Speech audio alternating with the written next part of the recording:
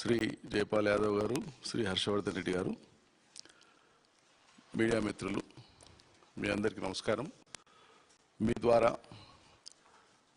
రాష్ట్ర ప్రజానీకానికి, ప్రత్యేకంగా రైతాంగ ప్రజలకు, మరీ ముఖ్యంగా కృష్ణా బేసిన్లో ఉండేటువంటి రైతాంగ ప్రజలకు ముఖ్యంగా నమస్కారాలు తెలియజేస్తూ, ఇవాళ చాలా బాధ దుఃఖంతో మాట్లాడాల్సి వస్తుంది. కారణం ఏంటంటే, మనతోన వర్షాలు పడకపోయినా ఒక మోస్తరుగానే పడ్డా కృష్ణా ఎగువ భాగంలో కురిసినటువంటి వర్షాల కారణంగా ఇప్పటికే అద్భుతమైనటువంటి రీతిలో కృష్ణకు వరద వస్తూ ఉంది. ఈ రోజుకు ఇప్పటికిప్పుడు ఈ క్షణాన మనం మాట్లాడుతున్న సమయానికి కూడా జూరాల నుంచి 2,30,000 క్యూసెక్ల నీళ్లు శ్రీశైలంలోకి పోతా ఉన్నాయి. ఈ క్షణం శ్రీశైలంలో ఉన్నటువంటి నీళ్ల సామర్థ్యం ఇప్పటికిప్పుడు ఈ క్షణానికి 160 టీఎంసీలు ఉంది. ఇప్పుడు 160 టీఎంసీ ఉంది. ఇప్పుడు వస్తున్నటువంటి వరద ఇంకో వారం రోజులు ఇట్లే వస్తేనే శ్రీశైలం కంప్లీట్గా సర్ప్లస్ అయిపోతుంది, ఇబ్బంది లేదు. పరిస్థితి యథార్థం ఎట్లుంటే, ఏరు నిండి పారుతూ ఉంటే, పొంగి పొర్లుతూ ఉంటే, నీళ్ళే లేనట్లు ఏటిలో కృష్ణానదిలో నీళ్ళే లేనట్లు, ఆ నీటి కోసం ఏదో తాపత్రయపడి ముఖ్యమంత్రి ఏమో వర్ణయాగం చేస్తా అని ప్రకటిస్తున్నాడు. నాగార్జున సాగర్ కండ ఎండబోయి వర్ణయాగం చేస్తాడట. సరే, చేస్తే ఎవరికేం అభ్యంతరం లేదు, కానీ ఉన్న నీళ్ళ వైపు చూడమంటేనంటే లేని నీళ్ళ కోసం ఆకాశానికి చూస్తూ ఉంటాం. ఇదేం బిడ్డూరం మాకు అర్థమైతే లేదు. ఏం వింత ఇది? ఇంకా అత్యంత దుర్మార్గమైనటువంటి విషయం ఏంటంటే, రైతులు ఒక్కొక్కరు వాళ్ళ కళ్ళల్లో 1000 ఒత్తులతోనే ఎదురు చూస్తున్నారు, నీళ్ళు ఎప్పుడు విడుదల చేస్తారు, నీళ్ళు ఎప్పుడు విడుదల చేస్తారని. పాలమూరు రైతులు ప్రధానంగా నీళ్లు వస్తున్నాయి, ఏట్లు వస్తున్నాయి కృష్ణలో, మాకు ఎందుకు నీళ్లు విడుదల చేస్తలేరని ప్రభుత్వం మంత్రి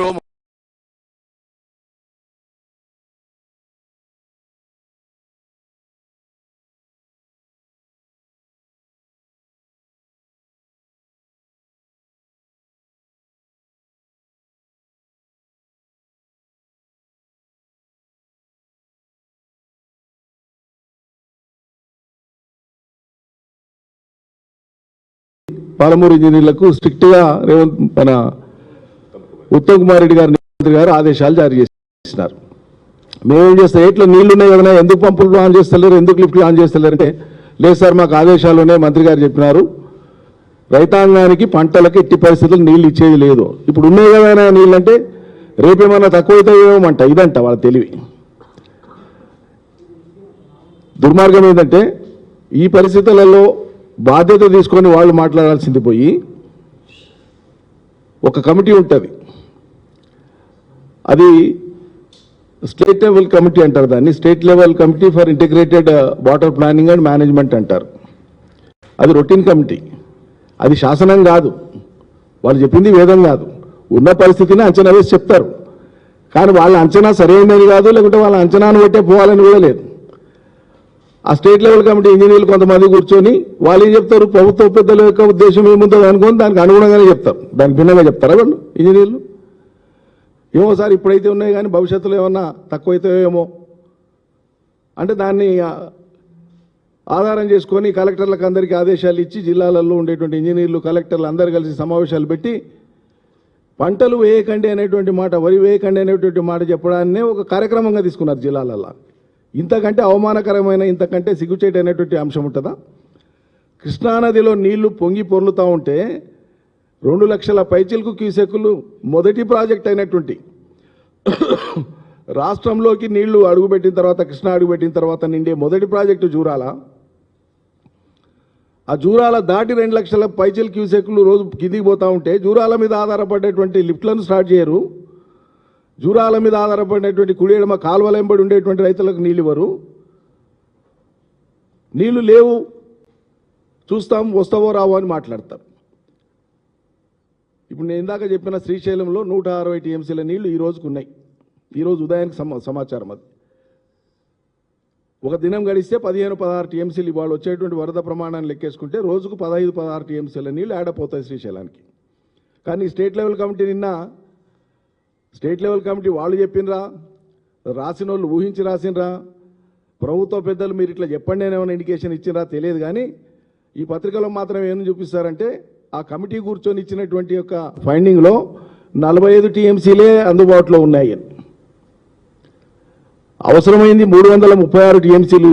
కానీ కృష్ణా బేసిన్లో ఇప్పటికి అందుబాటులో ఉన్నది 45 టీఎంసీలే అని మాట సిగ్గు ఉండాలి కదా.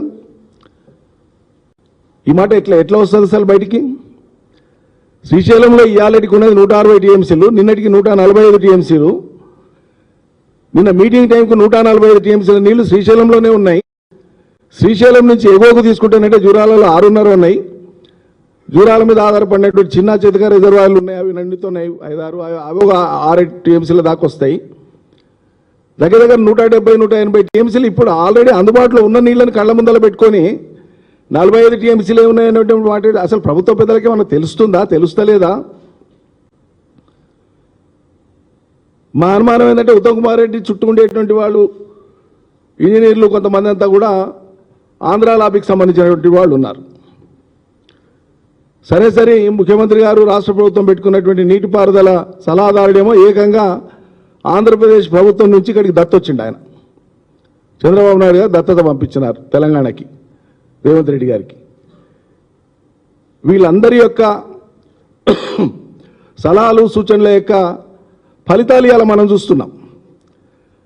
అంటే బ్రహ్మాండంగా నీళ్ళు వచ్చిన సమయంలో కూడా నీళ్ళు ఎట్లా ఇవ్వకుండా ఉండాలనో, ఎటువంటి కుంటి సాకులు వెతకాలనో సూచనలు సలహాలు ఇచ్చి ప్రభుత్వాన్ని చాలా గొప్పగా నడిపేటువంటి ఇంజనీర్లు కానీ అధికారులు కానీ ఇవాళ మన ముందున్నారు ఇవాళ కాంగ్రెస్ సర్కార్లో.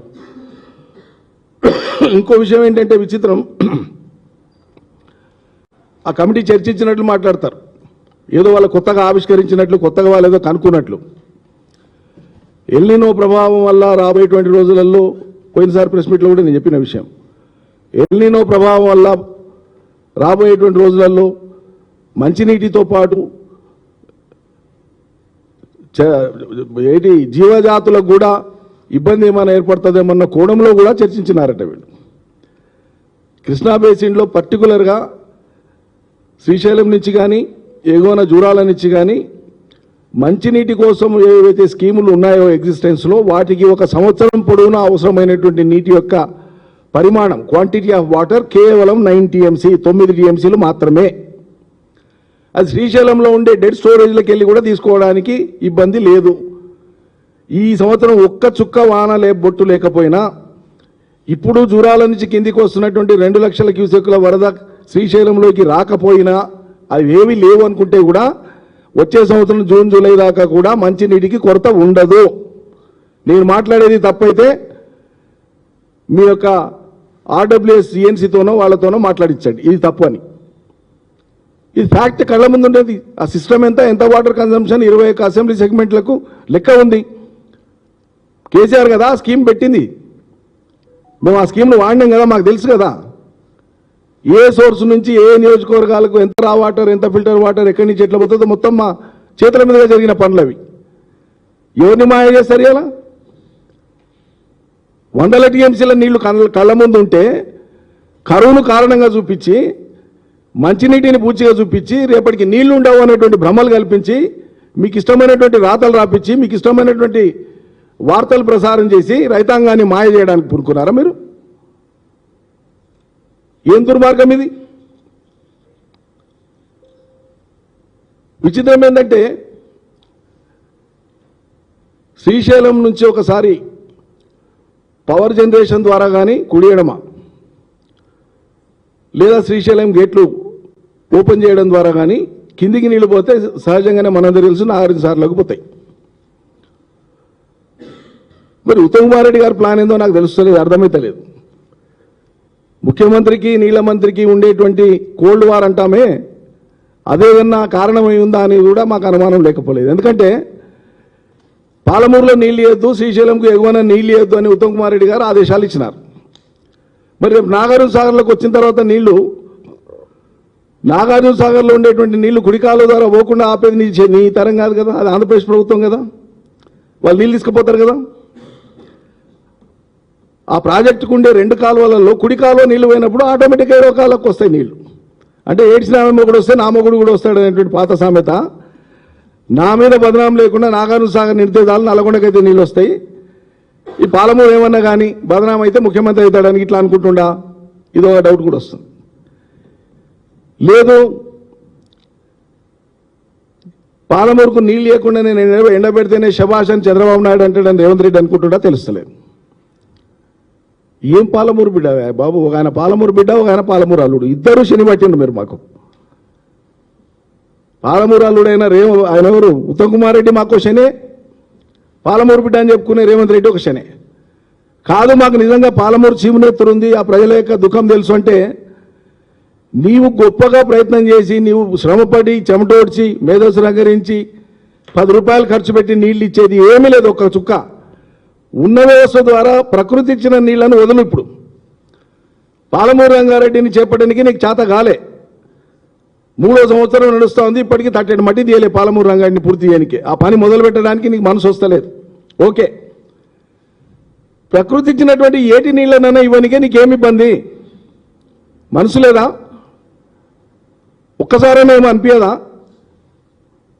లక్షల మంది రైతులు కళ్ళలో ఒత్తులేసుకొని ఎదురు చూస్తారు, వాళ్ళ కళ్ళ ముందల నీళ్ళు పోతున్నాయి కృష్ణాల.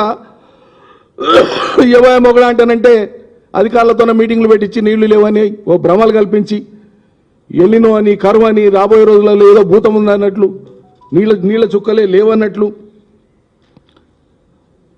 ఈ రకమైనటువంటి మాయ చేసేటువంటి దుర్మార్గ ప్రచారం చేస్తున్నారు. మేము డిమాండ్ చేస్తున్నాం ముఖ్యమంత్రి గారిని, సభ్యత లేకుండా మాట్లాడడం మాకు ఏనాడు లేదు, సభ్యతతో గౌరవంతో మాట్లాడుతున్నాం. లేక అవకాశం వచ్చింది పాలమూరుకు అని నువ్వే చెప్పినావు. నీకు వచ్చిన అవకాశము పాలమూరును ఆదుకోవడానిక, అవసరమైనప్పుడు పాలమూరు పక్కన నిలబడడానిక, నువ్వు కూడా ఒక బల్లెం తీసి పొడవడానిక నీకు అధికారం ఇచ్చింది ప్రజలు? గతంలో పాలమూరును ముంచిన వాళ్ళు, పాలమూరును నాశనం చేసిన వాళ్ళు సరిపోలేదని నువ్వు వచ్చినావా ఇప్పుడు? మరి ఉన్న నీళ్ళకి ఏమి ఇబ్బంది బాబు? కొత్తగా తీసుకొచ్చి ఇమ్మట్టలేం కదా. అరే 802 లెవెల్ కేఎల్ఐ పంపులు, కల్వకుర్తి లిఫ్ట్ ఇరిగేషన్ యొక్క పంపుల యొక్క సోర్స్ పాయింట్ ఏదైతే ఉందో 802 మీటర్ల అడుగు నుంచి వస్తుంది.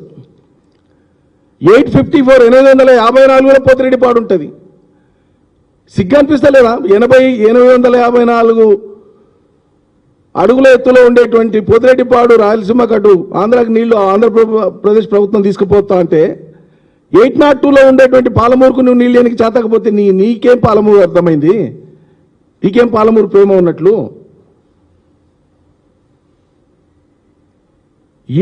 ఎన్నడు అసలు అత్యధిక వర్షపాతం కురిసి అత్యద్భుతంగా లక్షల క్యూసెక్కులు దాదాపు 40-45 రోజుల పాటు సముద్రం పాలైనటువంటి గత సంవత్సరం కూడా అతి తక్కువ నీళ్లను కృష్ణానదిలో వాడింది రేవంత్ రెడ్డి సర్కార్.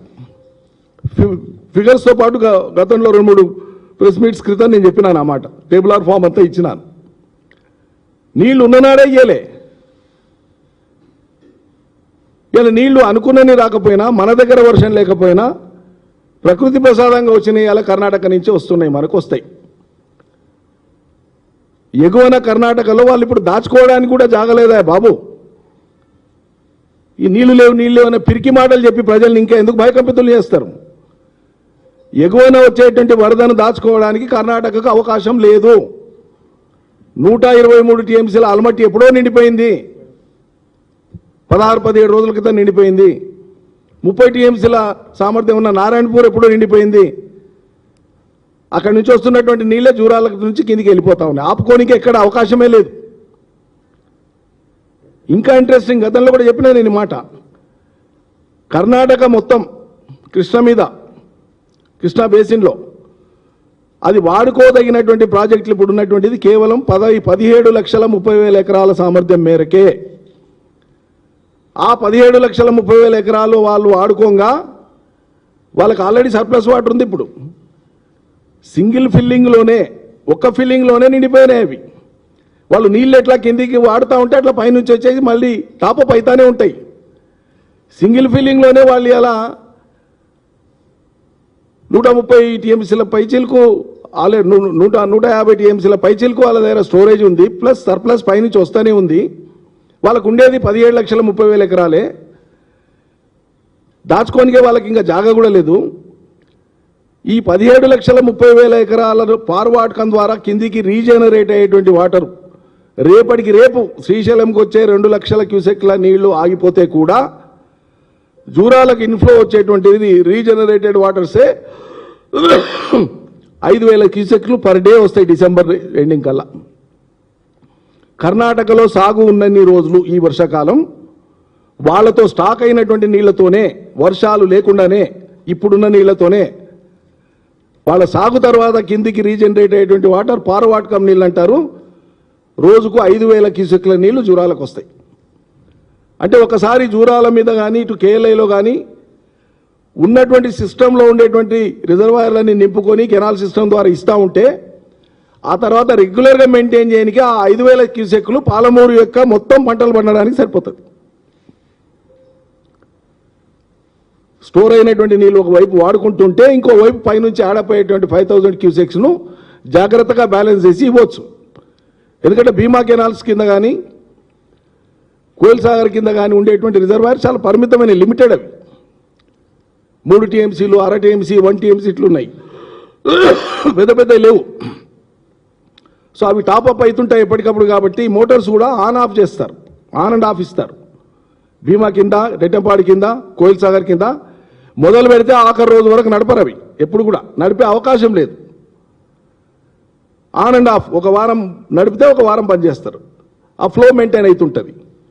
అదే కేఎల్ఐ అయితే డెడ్ స్టోరేజ్లో వాటర్ ఉంటుంది కాబట్టి కేఎల్ఐ కింద మొత్తం మనం సాగు చేసేటువంటిది వల్ల 4.5 పైచిలకు లక్షల ఎకరాలు పారుతా ఉంది. కేఎల్ఐ మేము ఉనికిలోకి తెచ్చినప్పటి నుంచి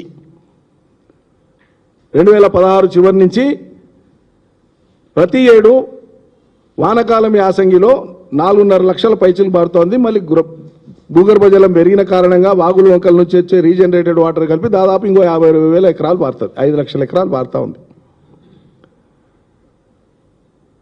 ఈ పారవాటకం ఇదంతా కూడా సంభవమే కళ్ళ ముందు కనిపిస్తూ ఉంటే మీరు చేయాల్సిన పని ఏంది? టకా టకా టకా ఇలా ఏటికి వరద వచ్చింది.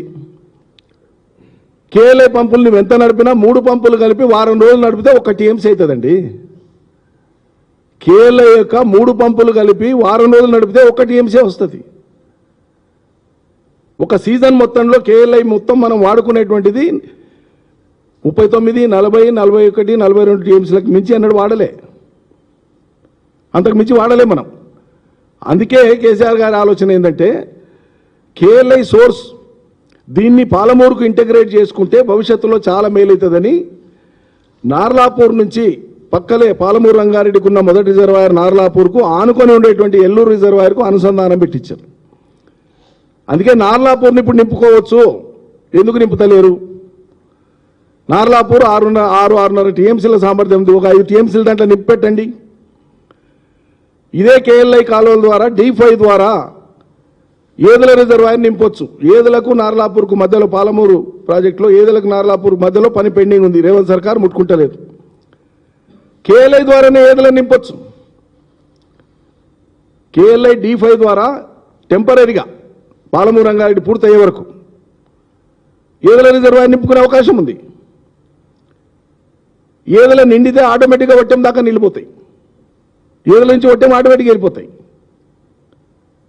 వట్టెం కాడ లిఫ్ట్ చేసుకుంటాం. మళ్ళీ ఇట్లా అవకాశం ఉన్నటువంటి చోట మీరు ఎందుకు ఈ అవకాశాన్ని సద్వినియోగం చేసుకుంటలేరు?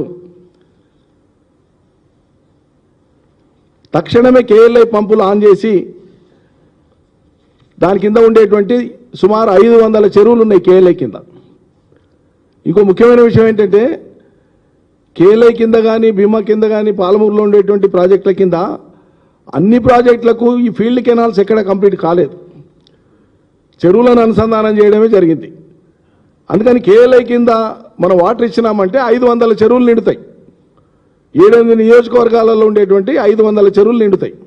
ఈ 500 చెరువులు నిండితే ఈ పంట పండిపోతుంది. దీని మీద దృష్టి పెట్టమంటే పెట్టకుండా విచిత్రమైన వాదన అధికారులతో మీటింగ్ పెట్టించి మళ్ళీ 15 రోజుల కంట 15 రోజులకు రివ్యూ చేసి అప్పుడు ఆలోచించి చెప్తారట. అంటే దీని ఉద్దేశం ఏంది? ఈ 15 రోజులు అయితే ఆగస్టు మాసం వెళ్ళిపోతే వరి పంట వేయరు రైతులు నీళ్ళు ఇవ్వకపోతే. వరి పంట వేయకపోతే వరి కొనుగోలు తప్పిపోతుంది. వరి కొనుగోలు తప్పిపోవడంతో పాటు బోనస్ ఇచ్చేది తప్పిపోతుంది. ఇది అసలు ఉద్దేశం వీళ్ళది. కళ్ళ ముందు ఉండేటువంటి నీళ్ళు ఇవన్నీ చేత కాకుండా వీళ్ళు చేస్తున్నటువంటి ప్రహసనం ఇదంతా కూడా. అంతేకాకుండా ఇంకోటి ఏంటంటే, ఇంకో ముఖ్యమైనటువంటి విషయము, ఈ రోజు ఉన్నటువంటి ఈ నీళ్లకే వీళ్ళు లేవు అని చెప్పి ఈ రకంగా ఇవ్వలేకపోతున్నామని చేతులు తిన్నారు కదా.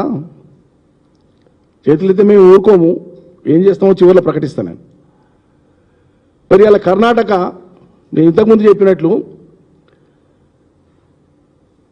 170 టీఎంసీల కంటే ఎక్కువ వాళ్ళు నిలుపుకోవడానికి అవకాశం లేదు కృష్ణా బేసిన్లో కర్ణాటక. నేను చెప్పిన అల్మట్టి నారాయణపూర్ కాక చిన్న చిన్న బ్యారేజ్లు అంతా కలిపి వాళ్ళ కృష్ణా బేసిన్లో. అందుకే వాళ్ళు ఏం చేసిండ్రు, ఆలమట్టిని ఇంకో 100 టీఎంసీని అదనంగా ఇంపౌండ్ చేసుకోవడం కోసం వాళ్ళు ముందుకు వెళ్ళిపోతున్నారు. కర్ణాటకలో కాంగ్రెస్ ప్రభుత్వం ఉంది. విజేష్ కుమార్ ట్రిబ్యునల్ లేక అంటే కృష్ణా ట్రిబ్యునల్ లేక ఫైనల్ అవార్డు త్వరలో రానుంది. అన్ని ఆర్గ్యుమెంట్స్ అయిపోయినాయి. ఏ క్షణమైనా తీర్పు వస్తుంది. ఈ వచ్చేలోపే వాళ్ళు టకాటకాది కట్టేసుకునే ప్రయత్నంలో ఉన్నారు. దాన్ని ఆపాలని ఒక్కనాడని ఎందుకో మాట్లాడతలేరు వీళ్ళు, ముఖ్యమంత్రి కానీ నీళ్ళ మంత్రి కానీ. తీర్పు వచ్చే వరకు ఆపండి, ఎందుకు ఆపుతలేరు? ఒకటి, ఇప్పుడే ఈ పరిస్థితి ఉంది. రేపు వాళ్ళు 100 టీఎంసీ ఇంపౌండింగ్ అదనంగా పెంచుకున్న తర్వాత ఇక శాశ్వతంగా మనం పంటలు వేసుకోవద్దు, మనకు నీళ్ళు ఎవరు మాట్లాడతారు? ఈ చదవను రేపు ఏంది మీ వ్యూహం? మీ వ్యూహం ఏంటి అసలు? అందుకే మీరు ఉద్దేశపూర్వకంగా చేస్తున్నారా, మొద్దు నిద్రలో ఉన్నారా, లేకపోతే అవతలి ప్రాంతపు మెప్పు పొందడానికి కోసం మీరు చేస్తున్నారా? ఈ చర్యలని కూడా ప్రజలు అర్థం చేసుకుంటారు. కానీ వాళ్ళ రైతాంగం మాత్రం తీవ్రమైనటువంటి మనోవేదనతోనూ బాధతోనూ ఆక్రోశంతో ఉన్నారు. తక్షణం, రేపేళ్ళుండి కూడా కాదు నేను మాట్లాడేది, తక్షణం రైతాంగ పక్షాన మాట్లాడుతున్నాం, డిమాండ్ చేస్తున్నాం. కృష్ణా బేసిన్లో ఉండేటువంటి ప్రధానంగా జూరాలపై ఆధారపడినటువంటి లిఫ్టులు, మెయిన్ కెనాల్స్, నెట్టెంపాడు, కోయిల్ సాగర్, భీమా ఫేజ్ 1, ఫేజ్ 2, జూరాల కుడియడమ కాల్వలతో పాటు శ్రీశైలం నుండి 802 అడుగుల లోతులో ఉన్నటువంటి మా కేఎల్ఐ పంపులను 3 పంపులను ఏకకాలంలో ప్రారంభించాలి. మొన్న లాంఛనంగా ఒకటి ప్రారంభించి తూతూ మంత్రం అనిపించారు. 3 పంపులను ప్రారంభించాలి. అక్కడ 4 ఉన్నాయి కానీ 4వది నడుపుతానంటే టనల్ పట్టదు, కెనాల్ పట్టదు, ఓవర్ఫ్లో అవుతుంది. అది టెక్నికల్ డిఫెక్ట్ గతంలో జరిగిందని చెప్పినాం. గతంలో కూడా సరిదిద్దడానికి అవకాశం లేని ఘోర తప్పిదం చేసింది గతంలో కాంగ్రెస్. అది 3 పంపులను నడిపితే కేఎల్ఐ నిరవధికంగా నడపాలి. ఇప్పుడున్నటువంటి నీళ్లు, ఇప్పుడు వచ్చేటువంటి వరదను దృష్టిలో పెట్టుకుంటే కూడా కేఎల్ఐ పంపులను, కల్వకుర్తి లిఫ్ట్ ఇరిగేషన్ పంపులను ఇప్పటి నుంచి మరో 200 పైచిలుకు రోజులు నడపడానికి అవకాశం ఉంది. గత చరిత్ర మొత్తం తీయండి మీరు. ఈ పంపులు స్టార్ట్ అయినప్పటి నుంచి గత 7-8 ఏళ్ల ట్రాక్ మొత్తం తీయండి. ఆస్కారం ఉంది. లాంఛనంగా మొక్కుబడిగా ఏదో నడిపి మళ్ళీ బంద్ చేస్తామంటే కుదరదు. నిరవధికంగా మోటార్లను నడపాల్సిందే, నీళ్లు ఇవ్వాల్సిందే రైతాంగానికి. లేని పక్షంలో తక్షణం మీరు నీటి విడుదల చేయకపోతే అన్నీ స్టార్ట్ చేసి 11వ తేదీ నాడు మా పార్టీ వర్కింగ్ ప్రెసిడెంట్ కేటీఆర్ గారు నార్లాపూర్ రాబోతున్నారు.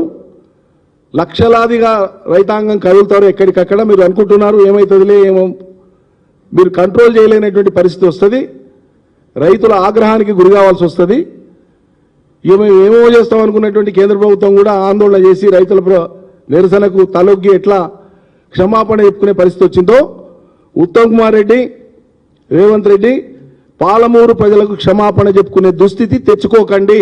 తక్షణం నీళ్లను వదలండి. ప్రజల ఆందోళన బాట పట్టేటువంటి ఆగత్యం కల్పించకండి. జై తెలంగాణ.